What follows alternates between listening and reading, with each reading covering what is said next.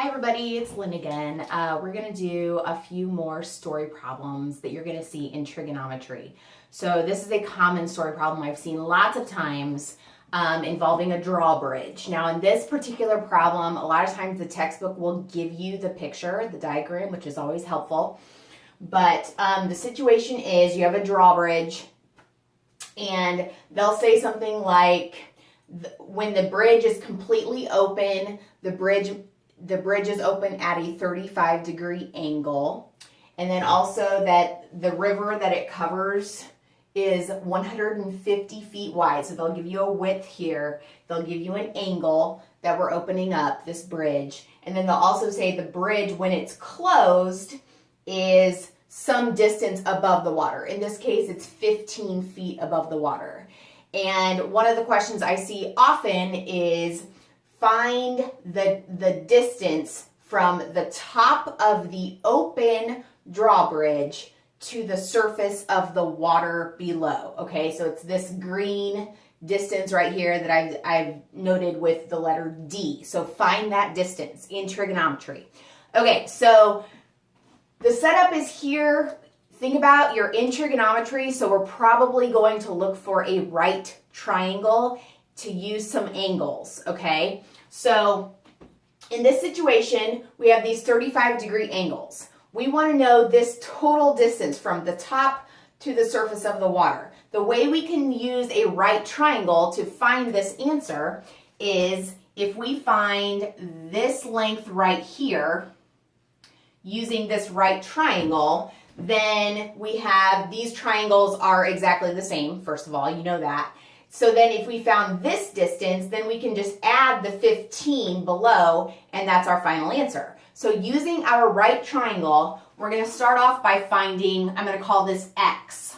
The blue distance will be in reference to this triangle. The blue distance X will be the opposite, side opposite of the 35-degree angle. So now we're going to set up our trig equation, the relationship between the opposite side and this angle. Now we need one more side of this triangle. This is a key element to recognize on your own, that the problem doesn't specifically say outright, but the width of this river is 150 feet wide. That means when this bridge is closed, that length of the bridge, the closed bridge, has to be 150. Well, each of these sections of bridge is half of that, half of the total length. So that means each of these sections of bridge is 75, or half of 150. That's how we got that number, okay?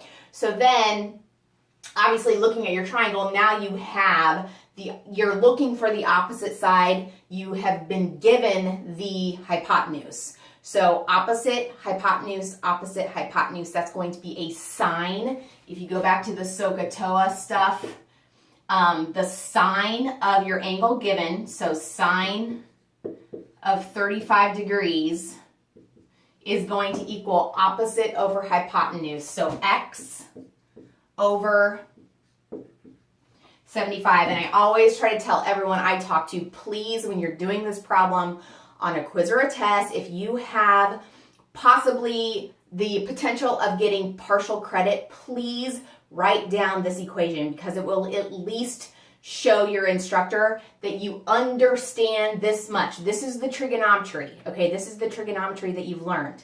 From here on out, it's just solving the equation, but please show this equation so your teacher can at least say, oh, well, he at least deserves, half of the points because he got this far. Does that make sense?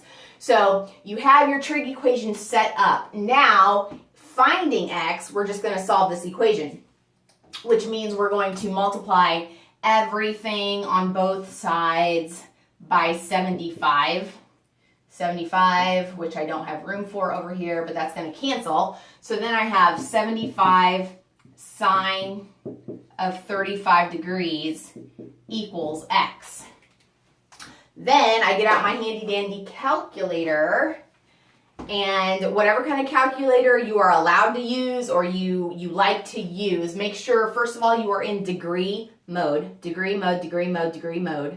And then make sure you know how to properly input the sine of 35. So in my case, I have to say 35 sine, which is 0.57357, yada, yada, yada. I'm going to keep that decimal in there. Don't round in the middle of the problem, right? Keep the whole decimal in your calculator. Then just say times 75, times 75. And that gives me 43.01823. So x equals 43.01823. Again, notice I'm not rounding that much in the middle of the problem because I'm not all the way finished, okay? Now, in our case, this was x right here. I'm going to write this measurement on my picture because it's just always a good habit to get into. So this is 43.01801.8. Let's see if I can erase this so you can see this a little bit better. 018 right there. Then to find this total length d, all we have to do now is add 15. So in your calculator, that's just actually, you probably just do this in your head. 43 plus 15 is going to be 58 point. At this point, this is my final answer, so I can round. You can round your final answer. 58.02 for the length of D. So that is, let me label that. That's D for the first question. Now, you can stop there if that's all you need to answer, but I'm going to go ahead and continue to a part B on this setup because a lot of times they will give you a part B to this setup. Okay, so the part B, let me clean this up just a little bit.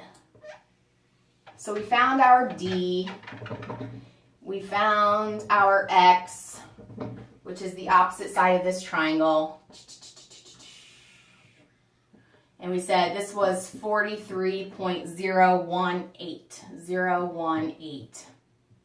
Now, the next question, the second part to this question that I've seen a lot of is find this distance here.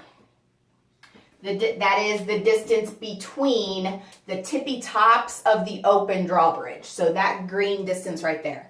How are we going to find that? Well, luckily, we've already done part A and we found this opposite side of the triangle, opposite of 35 degrees. Now, we still have these right triangles. The key to finding this green distance is going to lie in finding these adjacent sides of the right triangle. So if I find, let's call it A for adjacent, okay? The reason is because if I went ahead and I connected that to be a full horizontal line, how long is that horizontal line? They gave that to us at the beginning. That was 150 feet. So if I'm able to find A, which is duplicated over here, then, let me put these markers down, the green distance is going to be the total 150 minus A minus another A, if that makes sense. So I need to find A, again, using my right triangle. You're in trigonometry, there's a good chance you're going to use the right triangle, correct? So now, the good thing is, like I said, we already have this opposite side being 43.018. We have the hypotenuse as being 75. Easiest way to find the third side of a right triangle is Pythagorean theorem, right? So just using A squared plus B squared equals C squared, we have, let's see, let's just keep A as A. A squared plus B squared, which is my 43.018 squared, equals C squared, and C in this situation is 75. Okay, let's keep this separated so we know what we're doing. All right, so then, calculator again. I still have the 43.01823, blah, blah, blah, that big long decimal in my calculator. So I can go ahead and square that right now. Find your square button. Where is my square button? There it is. So that squared is 1850.568. That's 1,850.568. I'm going to subtract that. So this was 1850 point, again, I'm not going to round too much, 5683.5683 equals, this is still a squared plus that, equals 75 squared. 75 squared is 5625. So then I'm going to take 5625 minus the 1850. 1850.5683 equals, so when I subtract this over, minus 1850, that cancels. I have a squared equals, the 5625 minus the 1850 number is 3774. 3774.4317. Now that's a squared, so remember I have to take the square root of that, and I get 61. 61 point, let's say 44. Now, that's A. We're not done. That's A, so remember I have to take this A plus this other A, or just this A times 2.